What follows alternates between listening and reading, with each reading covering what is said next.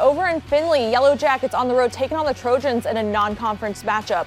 First quarter, the kick out to Kelly Kilbride knocks down the triple Perrysburg. They have an early 3-point lead. At the other end, the Trojans go inside to Kelsey Schindeldecker. The nice move in the paint, the senior with 6 points in the first quarter. The Trojans cut it to 2. Here in the second, the pass up ahead to Zoe McCormick gets the long 2 to fall, and the Trojans, they tie it up at 18. The clock winding down before the break. Yellow Jackets looking for the lead. First shot no good. Wrigley Tackets with the putback. Perrysburg leads by 2 at the half. In the third quarter, Alexis Arredondo wide open drains the 3. Findlay's 4th triple of the night, and the Trojans retake the lead 28-24. In the fourth quarter, Yellow Jackets starting to work their way back. Katie Sims from behind the arc makes it a 2-point game. And this one's coming down to the wire. Sophia Myers at the other end hits the mid-range jumper, and it's the Trojans who hold on for the 1-point win, 38-37 the final.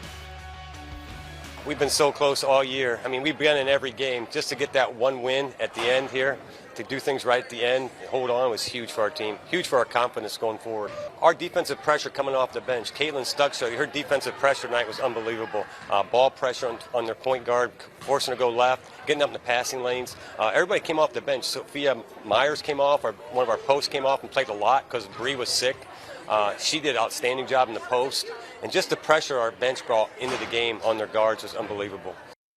Mason Lowry and Braden Bosch have more from Findlay. Back down here in Findlay, not exactly a pretty win for the Findlay Trojans, but a gritty win. Yeah, and if you're Coach Rosendale, you'll absolutely take that victory. He talked a little bit to us about how close they've been all year long, but to finally gut one out here down the stretch, they laid just enough plays there at the end to pull off the victory here against a young Perrysburg team, but nonetheless, beating Perrysburg is big for any program in the area. One of the things we talked about in the broadcast was hidden points. Who was going to step up and score a little bit extra for Findlay? And in the end, it was the entire bench. In fact, the bench outscored the starters with 23 of their 38 points. Yeah, and I guess when you score 23 points, it's not quite hidden points, but Coach Rosendale talked about how his team is just very balanced. They have scoring from a lot of different players, night in and out, and that can be stressful at times. However, tonight you saw how it's very beneficial when you've got so many players who can contribute to a team victory here.